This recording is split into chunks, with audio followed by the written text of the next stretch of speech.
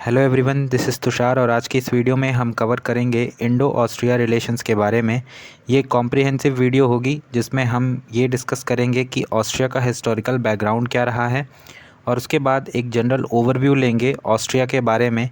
फिर हम देखेंगे कि ऑस्ट्रिया की इंडिपेंडेंस से लेके अब तक ऑस्ट्रिया और इंडिया के रिलेशंस कैसे रहे हैं और अभी जो प्राइम मिनिस्टर नरेंद्र मोदी की जो रीसेंट विज़िट है उसके क्या क्या की हाइलाइट्स हैं उसको कवर करेंगे बिल्कुल एंड में। ये टॉपिक इसलिए भी इम्पॉर्टेंट हो जाता है क्योंकि आफ्टर 41 ईयर्स किसी इंडियन प्राइम मिनिस्टर ने ऑस्ट्रिया को विज़िट किया है। इससे पहले 1983 में इंदिरा गांधी ने बतौर प्राइम मिनिस्टर ऑस्ट्रिया को विज़िट किया था। तो अब बात करते हैं ऑस्ट्रिया के हिस्टोरिकल बैकग्राउंड की। तो कहानी शुरू होती है वर्ल्ड वॉर 2 जब ख़त्म हो रहा होता है। तो होता क्या है कि वर्ल्ड वॉर 2 के दौरान जो ऑस्ट्रिया था वो नाज़ी जर्मनी के कब्ज़े में हुआ करता था। वर्ल्ड वॉर 2 जब एंड होता है और जर्मनी जब वर्ल्ड वॉर 2 में हार जाता है बाय एलाइड पावर्स, तो जो एलाइड पावर्स थी जिसमें यूएसए, यूएसएसआर, यूके और फ्रांस हुआ करते थे, इन लोगों ने ऑस्ट्रिया को 4 पार्ट में बांट लिया under the supervision of allied commission.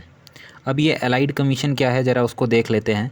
तो एलाइड कमीशन बेसिकली एक एग्रीमेंट के तहत 1945 में इस्टेब्लिश किया गया था और इसके मेंबर्स थे great Britain, France, Soviet union, USA. और जो भी डिसीज़न इस कमीशन में लिए जाते थे वो सारे मेंबर्स के कंसेंसस से लिए जाते थे। और वर्ल्ड वॉर 2 ख़त्म होने के बाद एलाइड पावर्स के इन मेंबर्स ने ये डिसाइड किया कि ये लोग वियना, जो कि ऑस्ट्रिया कह सकते हैं आप, उसको 4 पार्ट में बांट लेंगे और अलग अलग हिस्से पे वो रूल करेंगे। और ये जो मैप दिख रहा है आपके सामने, जिसमें ये दिखाया गया है कि कैसे 1945 से लेके 1955 तक एलाइड पावर्स, जिसमें यूएसएसआर, यूएसए, फ्रांस और यूके हुआ करते थे, उन्होंने कैसे अलग अलग रीजन को ऑस्ट्रिया के बांट रखा है और उस पे रूल कर रहे हैं। फाइनली 1955 में जो चारों पावर्स हैं वो क्या करते हैं, ऑस्ट्रियन गवर्नमेंट के साथ एक ट्रीटी साइन करते हैं और ऑस्ट्रिया एक इंडिपेंडेंट नेशन के तौर पे इमर्ज होके सामने आता है। अब चूँकि जो ऑस्ट्रिया की जो जोग्राफिकल लोकेशन है वो पड़ती है यूरोप के पार्ट में, तो रशिया को, जो कि उस टाइम पे यूएसएसआर हुआ करता था, उसको ये डर था कि कहीं ये कैपिटलिस्ट ब्लॉक में ना चला जाए। तो जो सोवियत यूनियन था उस टाइम पे, उसने ये डिमांड किया कि जो ऑस्ट्रिया है वो कैपिटलिस्ट ब्लॉक और कम्युनिस्ट ब्लॉक के बीच में पड़ रहा है।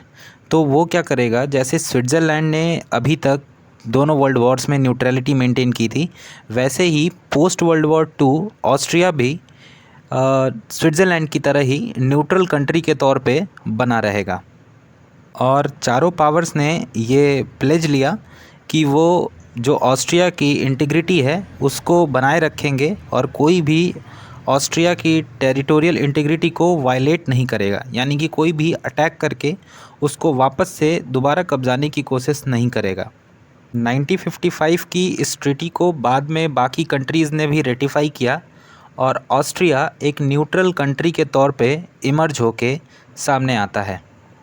ऑस्ट्रिया के न्यूट्रलिटी की एक झलक ऑस्ट्रिया के कॉन्स्टिट्यूशन में भी देखने को मिलती है कि जो कॉन्स्टिट्यूशन है ऑस्ट्रिया का, वो ऑस्ट्रिया को किसी भी तरह के मिलिट्री अलायंस में एंटर करने से रोकता है।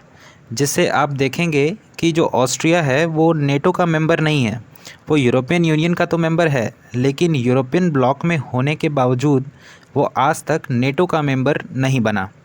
और इसके साथ साथ जो ऑस्ट्रिया का कॉन्स्टिट्यूशन है वो ऑस्ट्रिया को किसी भी फॉरेन कंट्री को मिलिट्री बेस इस्टेब्लिश करने से रोकता है, यानी कि कोई भी फॉरेन कंट्री ऑस्ट्रिया के अंदर आके मिलिट्री बेस इस्टेब्लिश नहीं कर सकती।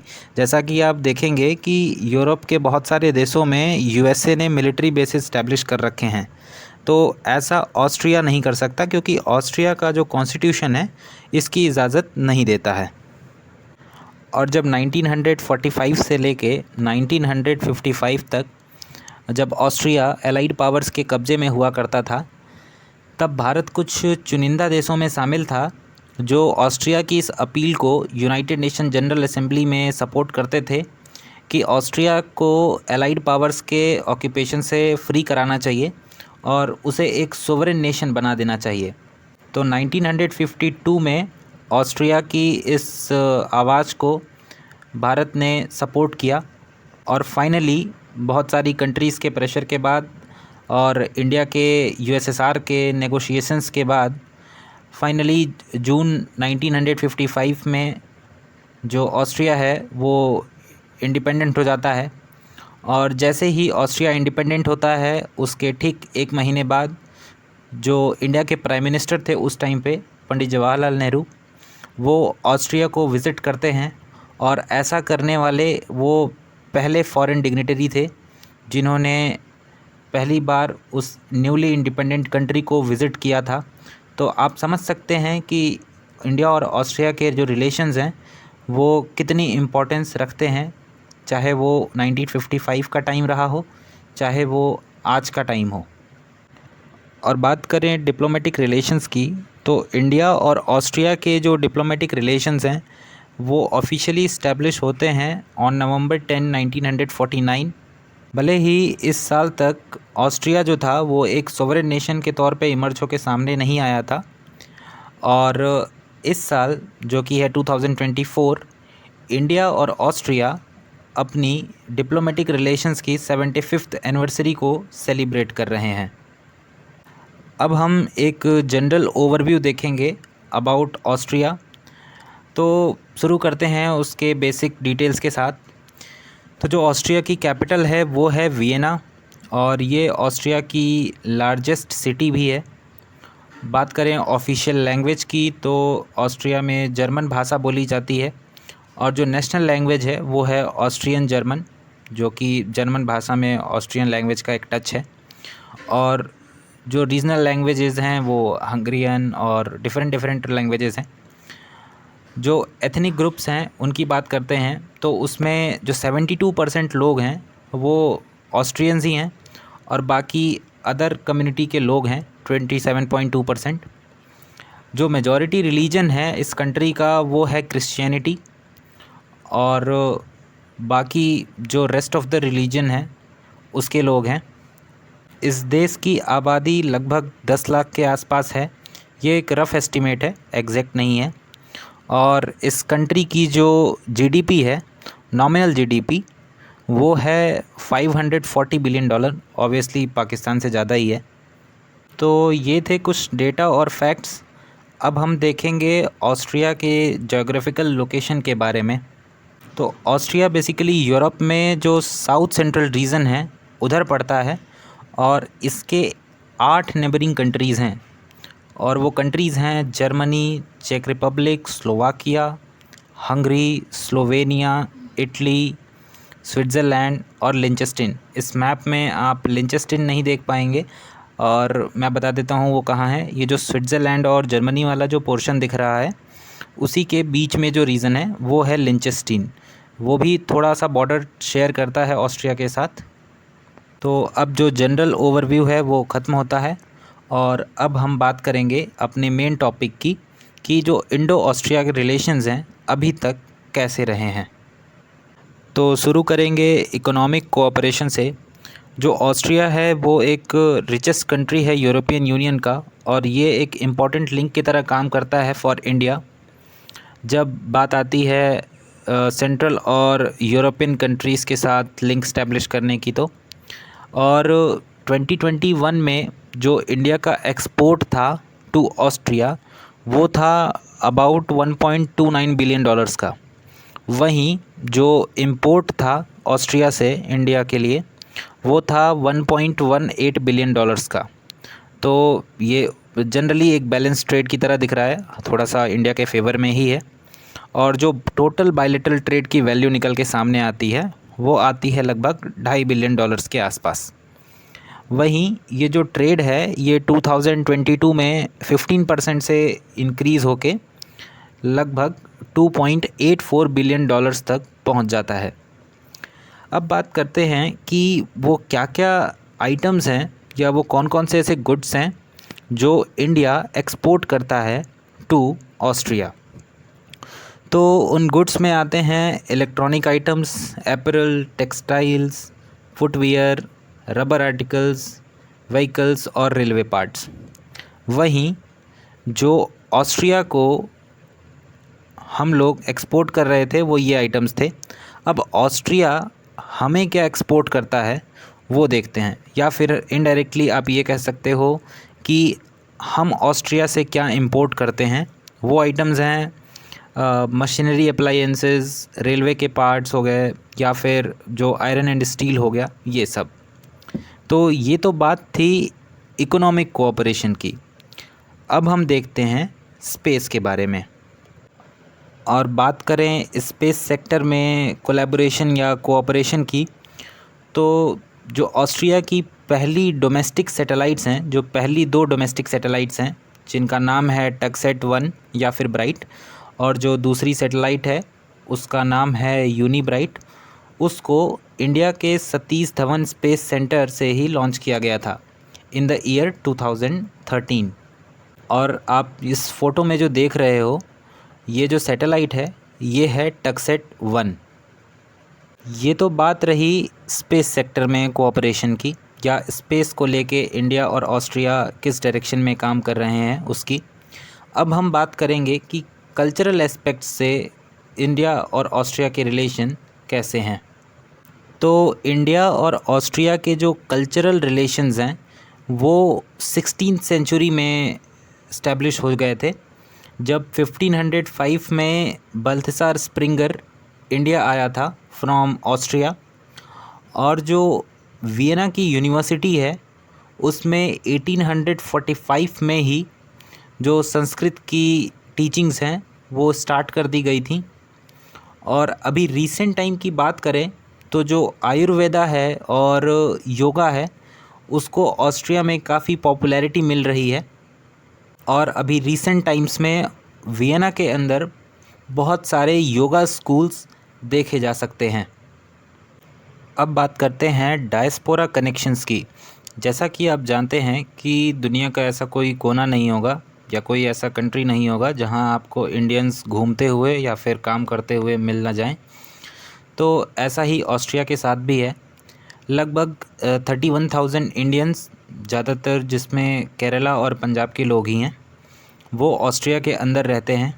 और ये ऑस्ट्रिया के अंदर काम करते हैं हेल्थ केयर सेक्टर्स में, या ज़्यादातर उनमें से बिजनेसमैन हैं या कुछ ऐसे भी लोग हैं जो सेल्फ़ एम्प्लॉयड हैं।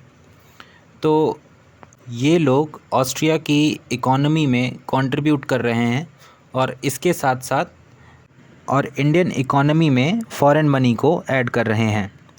तो ये तो बात हो गई कि अभी तक इंडिया और ऑस्ट्रिया के रिलेशंस कैसे रहे हैं। अब हम देखेंगे कि जो प्राइम मिनिस्टर मोदी की जो रीसेंट विज़िट है आफ्टर 41 ईयर्स, उसके क्या क्या की हाइलाइट्स हैं। जो फर्स्ट पॉइंट है वो है इकोनॉमिक एंड टेक्नोलॉजिकल कोऑपरेशन। दोनों ही कंट्री के लीडर्स, चाहे मोदी हों या चांसलर नेमार, दोनों ही लीडर्स ने स्ट्रॉन्ग इकोनॉमिक और टेक्नोलॉजिकल टाइज को एक स्ट्रैटेजिक गोल के तौर पे माना है इंडिया और ऑस्ट्रिया के बीच में।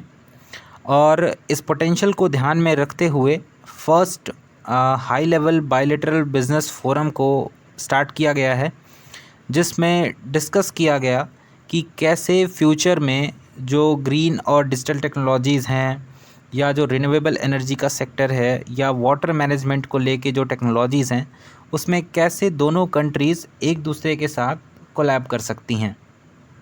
जो दूसरा इम्पॉर्टेंट पॉइंट था वो ये था इंडिया ऑस्ट्रिया स्टार्टअप ब्रिज। इस मीटिंग के दौरान इंडिया ऑस्ट्रिया स्टार्टअप ब्रिज को भी लॉन्च किया गया, ताकि जो दोनों कंट्रीज़ हैं उन दोनों कंट्रीज़ के इनोवेशन और एंटरप्रेन्योरशिप को बढ़ावा मिल सके, और जो इकोनॉमिक टाइज़ हैं वो और स्ट्रॉन्ग हो सके। थर्ड जो ख़ास बात है वो ये है कि दोनों ही कंट्रीज़ रीजनल और ग्लोबल इश्यूज़ को लेके अलाइंड हैं। चाहे बात हो इंडो पैसिफिक रीजन में फ्री और ओपन ट्रेड की, तो दोनों ही कंट्रीज़ इसकी एडवोकेसी करते हैं कि जो इंडो पैसिफिक रीजन है वो फ्री और ओपन होना चाहिए सारी कंट्रीज़ के लिए। और ये चाइना को लेके ख़ास करके कहा जाता है, क्योंकि आप देखते हो कि जो चाइना है वो साउथ चाइना सी वाला जो रीजन है उसमें जो छोटी कंट्रीज़ हो गई लाइक फ़िलीपींस, उनको बुली करता रहता है हमेशा, और उस पूरे रीजन के जो वाटर बॉडीज़ हैं उस पे अपना क्लेम करता रहता है कि जो पूरा जो एंटायर साउथ चाइना सी है वो चाइना को बिलोंग करता है, ऐसा चाइना का कहना है। तो जो इंडिया और ऑस्ट्रिया हैं वो इस बात से एग्री नहीं करते, और वो बिलीव करते हैं एक फ्री और ओपन इंडो पैसिफिक रीजन में। और जो दूसरा सबसे इम्पॉर्टेंट पॉइंट है वो ये है कि जो कॉन्फ्लिक्ट है रशिया और यूक्रेन के बीच का अभी जो करंट में चल रहा है, तो इस कॉन्फ्लिक्ट को लेके भी दोनों कंट्रीज़ के ऑलमोस्ट सेम ओपिनियन है कि एक पीसफुल रिजोल्यूशन होना चाहिए और war is not a solution, as said by mister Modi. जो फोर्थ पॉइंट डिस्कस किया गया वो था क्लाइमेट चेंज और सस्टेनेबिलिटी।